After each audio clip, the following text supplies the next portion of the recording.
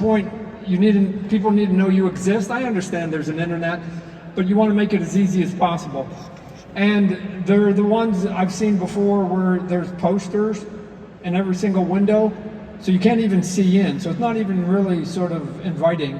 And some of them even have bars across it. Like, we have these because there's a lot of crime here. They're not really appealing places for like a mom and a grandma to bring their kid, right? And then the ones that to me are like magnificent are the ones that at times the comic books are actually pushed back. And what they have in the windows are two things. One, bright light bulbs, right? Because that seems to be in shortage at times. I've been in stores where I go, you can buy more than 20-watt light bulbs. But bright light bulb, and then they put pop culture in the window. And the reason that, to me, that sort of matters is because you can get anybody then. Because here's the thing about us comic book people, you guys know. We're the choir. You don't have to preach to us anymore. We're coming, right? You can put the comic books in the front, in the middle, or the back of your store. We're coming. Because we're the addicts, right? And the addicts will always come. To have longevity, at times you can't completely rely on us because life gets in the way. We go off.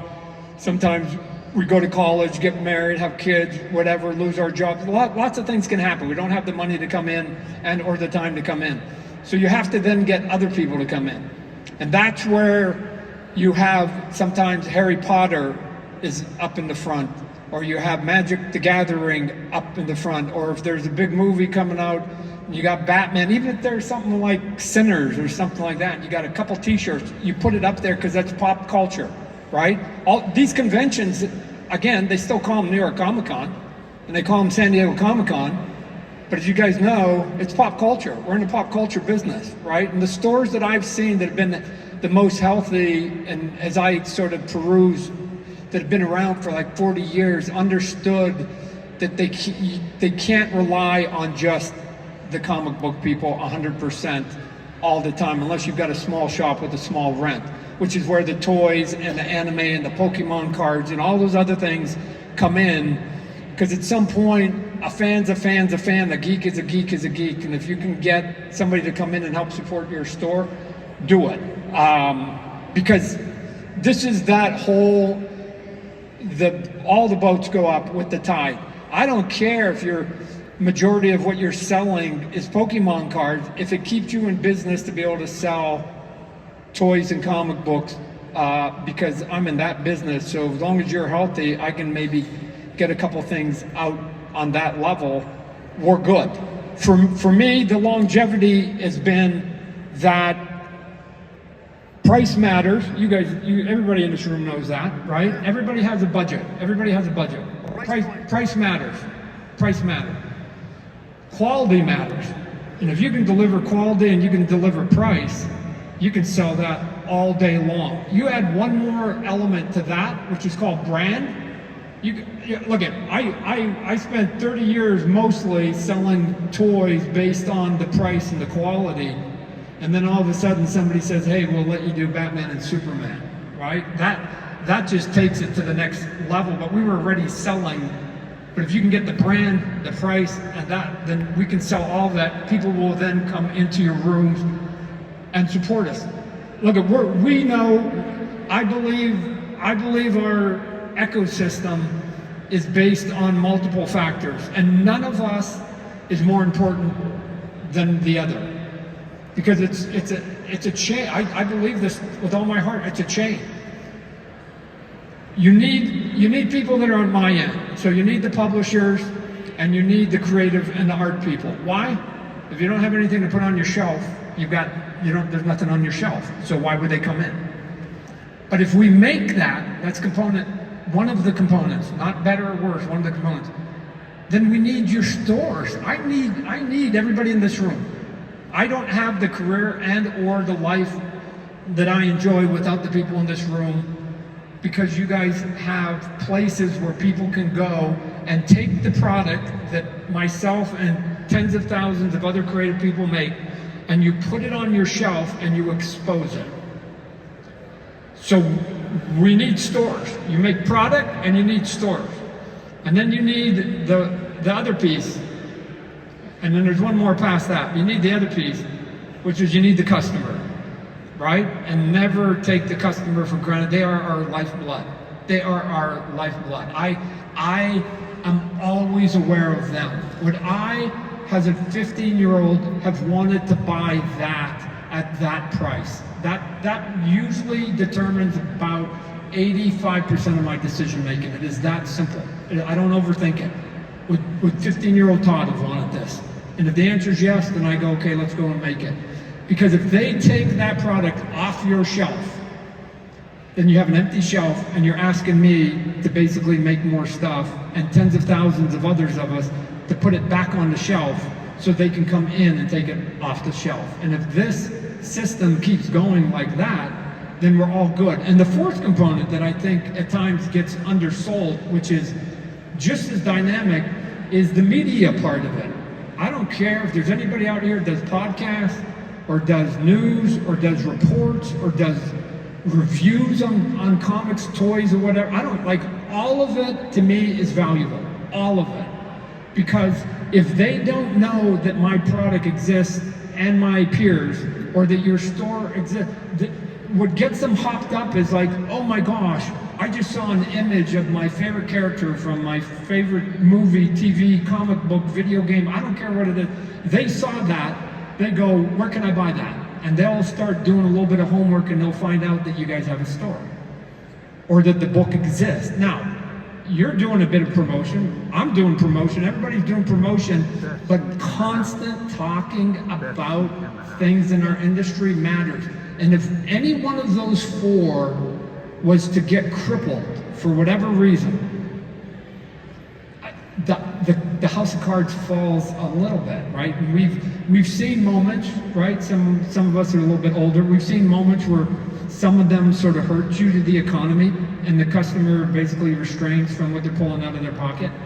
But when they're in a good mood, we all know it's glorious, right? And we only wish that those sunny days, those sunny years would last, right? Who knew that for some of us, to have our best year, all we needed was to have a global disease, right? It's true. Sales went up, people were collecting, they were at home, and it was like, oh man, if we would have known this, we would have made the disease 10 years earlier. It would have been easier those prior 10 years. But given that we don't control all of those elements, all we can do is react to it. And look, I know, I have met with you, I have been there, I used to run a store myself. The margins are this thin. You guys, I think most of you do it because you just love the hell out of it, which is actually puts the biggest smile on my face, because it can't be because you guys are all driving Lamborghinis, right? Anybody even have a damn Lamborghini, right? I don't even have one. So I gotta have to go drive Jim Lee's. So that's it. So again, as part of the talk, I just like being in front of you. What we're gonna do here, because I don't know what's on your mind, I'm gonna walk around. I think we did this a little bit last year, a little bit. You guys have questions, you guys have curiosities about anything that I'm doing and or what is happening at your stores and or our industry, because our industry is only as good as us combined, right? We are warriors, we have to survive. Okay, we got the first one right here, it's better be good. Well, the Spawn movie ever come up, is that what Todd saying? Spawn the comic book. Yeah. Oh man, right for the juggler. No, I'm a horror fan. He's a horror fan. Yeah, okay, it's a good question, and then I understand it because I've been teaching you guys a long time. Here's what I'm going to say, and I'm going to not talk about it anymore. Sorry. I have talked about it a lot, and I'm at the point where my wife is like, stop talking about it. Just tell them when it's coming out. And so the next big piece of information that I give you guys, whether that's tomorrow or a year from now, will be that we've made the deal and we are going into production. Instead of, here's who's the director, here's who's the new actor, here's who, instead of adding all that piece, let's just get it done. I will tell you, we just signed an A-list director No, long. I'm not going to tell you. We're not making the announcement, but we're still. There are A-list people still involved. It's just agonizing to me as much as it's you. Because here's what I know: once it comes, if it works, then all that stuff that you and I can do, everybody in this room, that we can do at Swan, you're going to have another element. Every time there's a TV show or movie or video game that works, you guys know, we can all exploit it, right? Not in a bad way, but in a meaningful way, and we'll get there. And I keep the fingers crossed. Like I said, I've got a battery of A-list people behind me. We just got to get the script that I sign off on. I haven't gotten to the script, but will it be horror? Yes. This guy, the director? Yes. Yes, I promise you. So, good looking dude over here. He's got big muscles. I better get a question here. So, all right, what do you got? Can you hear me? Okay. Hey, come on over here. Okay. Man, look at that guy. Give him a flex. Give him a flex. Man, look, come on, man. All right, no flex. With the prices, right? You're talking about pricing. With the creators, we're seeing their prices go up too. I'm pretty sure we all are, right? When we get a book signed and everything like that. So when you talk about like crippling or whatever, I'm just gonna ask you, what do you see as far as the chain reaction? Because are you gonna start seeing people pick certain books? Because again, I'm also a CGC facilitator, so not everybody's gonna want to get every book graded. Now, in my opinion, when you see the prices of some of the books that you got inside, and are you going to see people start picking out certain books? Are you going to see more important books getting graded rather than just any book? Okay, I'll paraphrase. He said, "Fuck inflation." Right? So here's the reality of the world. Right? I've said before, jokingly, but it's true. Name's Todd, only rhyme with God. None of us get to control anybody else. Right? Here's what happens. Everybody in this room and every creator and every person gets to make decisions they personally believe are right for that moment. We don't always get it right, and then the customer has a choice, and the customer will support the things that either they believe is given fair value back, is still entertaining them, or is a quality product. So you can sell a Cadillac at $80,000 because there are some people who believe they're getting their value out of that, right? Where other people go, what? I never paid more than $20,000 for a car. Those are personal choices.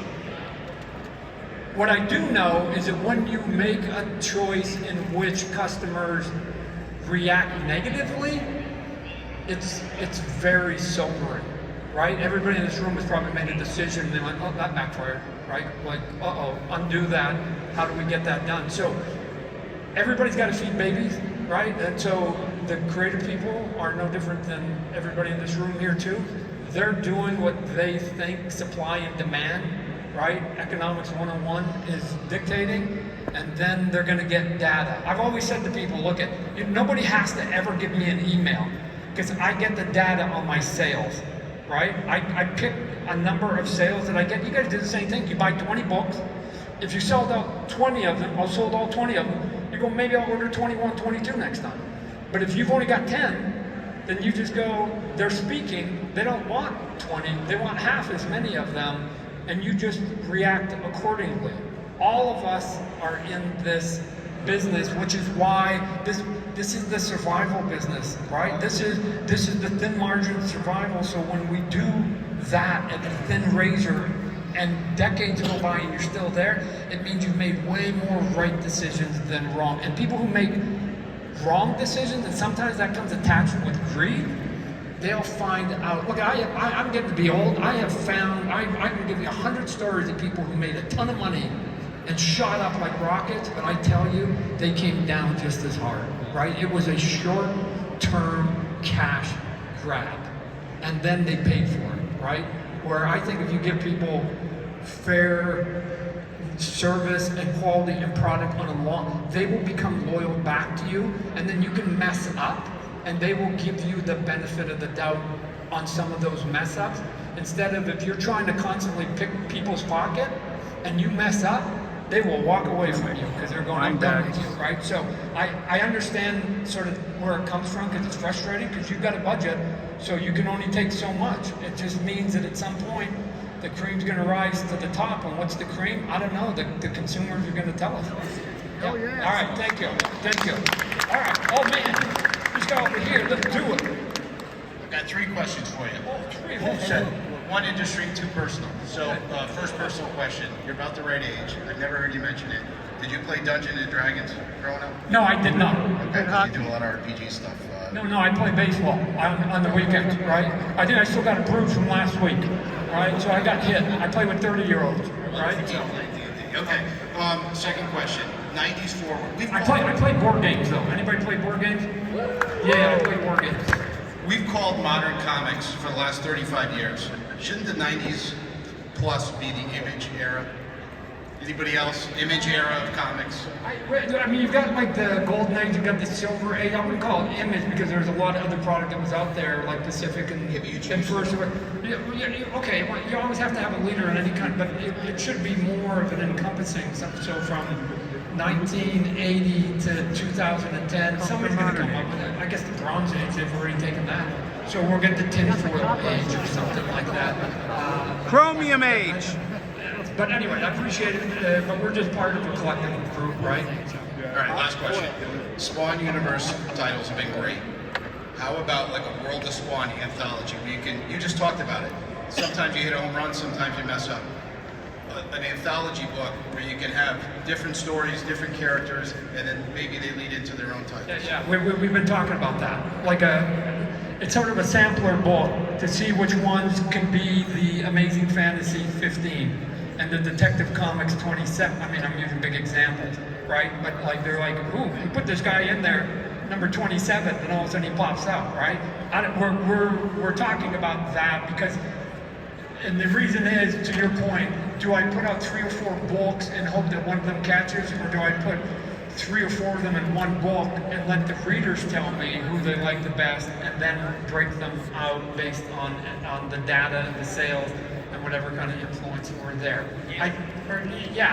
Again, you can't create it, and sometimes you don't even know. You think it's that character, and it ends up being that character, right? So, yes, ma'am. I'm going to follow suit with a personal question. You've been a loud, important voice in this industry for a long time now. What are some goals you have? Some things that you want to do that you haven't done yet, some things that you aspire to become, to accomplish? Wow. In the career-wise, there's really only one big itch I have that I'd like to scratch. I'd like to direct a full-length feature movie, right? And so, again, originally it was going to be Spawn, but I'll be able to then make that deal, and as part of the deal, I'll just go, and you either got to let me direct part 3, or I've got these other ideas and I get to be the director of it. I've done music videos, right? So I've done a handful of music videos, so again, I've done some directing, and every time I do one, because those are short, I just go, could I sustain this for 30 to 60 days? I'm silly enough to think that I've been directing my whole life with comic books, right? You're doing storyboarding, you have to pick the angles, you have to do, if you're writing it, you have to have the character thing.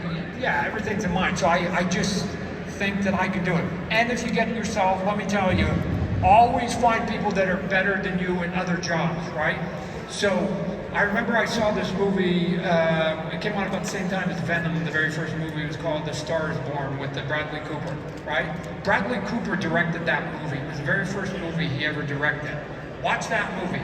It does not look like a first-time director. Why? Because he went and hired a good cinematographer. And the cinematographer is an Academy Award-winning nominated cinematographer. He made him look good.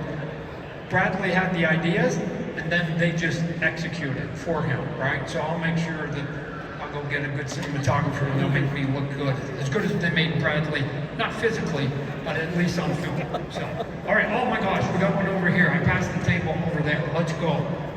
You don't have a question, man? Why are you hiding? Why are you being shy? What's your name? I think Bella. Bella, everybody give her a round of applause.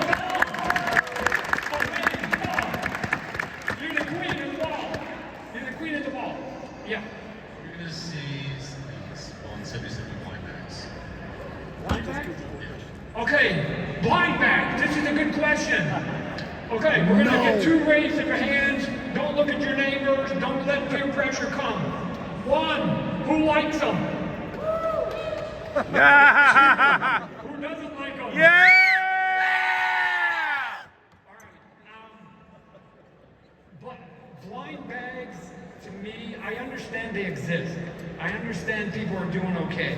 I understand people are doing it. These are these moments where I go, is it actually adding to what we're doing? Is there a longevity to it? Or is it a money grab, right? Yeah! I'm sure everybody could argue each one of those parts, right? I can't figure it out yet to do it for the longevity. Like I can't figure it out. It seems to me a little bit to be a little faddish, and until if it's still around in a year or two and people are doing it and you guys are clamoring for it, then I can do it, right? So the one thing that I haven't ever done was just do it because you can, right? Do it because there's a hunger for it, not because you can do it, you can make a quick buck, right? So I think every decision I make business-wise is like turning on my water spigot outside the house, right? You can turn it on, water comes out. But what if that water comes from a well and it's fine here, right? I believe you should, for me, turn on the spigot when you're thirsty. Right? Yeah. Not because you can, right? If you're not thirsty, I mean, so for me, my business are doing okay. You guys help me make life. I've got a decent amount of brand name recognition. I've got money. It's like, do I need more money because I can do this little quick thing? No, not really. So I need a bigger reason than to just turn on and do it. So for now, we're not doing it. We're watching it. We're seeing what's happening, but it's not on the docket right now. But if you guys clamor for it, then and your fans and your customers do, then we'll deliver. That's what our job is. Sometimes just give where the demand is. You don't have to like it, right? I mean, I made NASCAR toys. I never even watched the race in my life, right? And I made it because why? There were millions of people that liked it. So I just gave it. I gave it to them, and I did the best job I could. So no blind bags for us right now. So well, some people are booing and some people are cheering. So that's it. Okay, what do you got? Earlier, you said you go based on the data that you're presented through sales and such. Has there ever been a point where you've gone against that, where you decided something different based on the data you received, like the opposite, like that you chose that, like, okay, this suggests that this is the right thing to do, but I believe in this and went that direction instead? It's an interesting and good question. The answer is yes, if I thought that I needed more than one test to get to the answer. But after, if you go, no, it looks like it didn't work, but I think this is a long play. And then you do it 3, 4, 5 times, and you're still getting the same data that it doesn't work, then the answer is it's not working. It's that simple, right? So I don't do it going, they got it wrong, I'm right. I just go, I think we just need to play all 4 quarters of the football game before we get the score. And then from there, then you can make a way more educated decision on what it is that you do, right? So, small businesses, look at, for me, I'm going to tell you, there's 2 things that I've seen for small businesses that are the greatest failure, for me, personally. Number 1, the way you name your store. I have seen hundreds and hundreds and hundreds of stores. I drive by, I do this with my kids. Tell me what they're selling. French Fanatic. It's a fun, cute name. I don't know what the fuck you're selling. So why would I stop? Do I stop? Do you got bowling balls? Do you got baseball bats? Do you got dresses? Do you got furniture? Do you got give me a reason to come because I need to know what business you're in. So Freddy's Fanatic Furniture, done. I know it. Like if I need furniture, I might go into that store. If I don't, I drive by. But Freddy's Fanatic, I don't get it. People are so trying to come up with a clever name that has a double meaning, they miss the word underneath it. Call it whatever you want and then put books and comics underneath it, or furniture or dresses, or put something underneath it so I know why I'm stopping at that store. And number 2, and this is even more deadlier, because I've had my own friends do this. They start their own business, they do a spreadsheet, and here's the great thing about spreadsheets, if you guys have done it, especially at the beginning, anybody can make any number work at any time. So you're gonna start a cupcake company. Make sure you call it cupcakes in your name. If you're gonna do a cupcake company and you go, hey, look at Todd, it only costs this much overhead, and this is my rent, and this is everything, and all I have to do is sell 500 cupcakes a week. I sell 500 cupcakes a week, 2,000 cupcakes in a month. This all works as awesome, cool. I only have one question for you. I've done this to my friends. Do you know anybody in this city that sells 2,000 cupcakes a month? If it was me, I would go to the #1 selling cupcake place in that city. I would take, you know these things, these clickers, when you click it, you get a number? Every time you click it, you get a number? I would sit for a week at that store and I would click how many people are walking out with cupcakes. And at the end of a month, if the #1 cupcake place in all of Phoenix, Arizona, which is where I lived for 30 years, only sells 1,500. Your spreadsheet says you have to sell 2,000. You have to sell 33% more than the #1 cupcake store that's been in business for 20 years in this city. I don't think it's gonna work. And I've tried to have this discussion with my friends, and they come up with models that are based on what? I always say, what's that model? You can put, I get it. If you sell 2,000 based on what? Do you know that the demand is there? And I have sadly had probably 10 friends that have their businesses shutter, sometimes within months, because of a bad spreadsheet. They spent hundreds of thousands to get 5,000 people a year when the top business in the city was maybe getting 2. It's a bad math equation. So at least tie yourself to some data. I was talking about over there. Find some data you can tie yourself to. Just don't make it up because it works on your spreadsheet. So, last question. Okay, who's got the last question over here? Okay. Oh man, this guy is looking good. He's dressed. He's dapper. Challengers. Who is who? Bob Gibson, 1962, third game of the World Series. That's a kid. Who in comics right now is an artist that you think is underrated? Oh, this is a big question. Whose art is underrated? You go down to Artist Alley, I am telling you there's 100 of them. I have said before, I said it last year, the amount of talent in our industry right now is at its peak. For me, from my perspective, in 40 years, it is at its peak. Part of that is because of the influence of the internet. The internet now allows us to discover not people in America, not North America, we get to discover talent around the world. And it is down there. I've got somebody, one of my artists, oh, where is it? Where's Carlo? Right here, Carlo Barbary, right here. So, we got Carlo. Anyway, we can get them from all over. The talent is there. Why are they underrated? I'm gonna tell you, that's a whole nother conversation. This is the hustle part. This is the hustle part.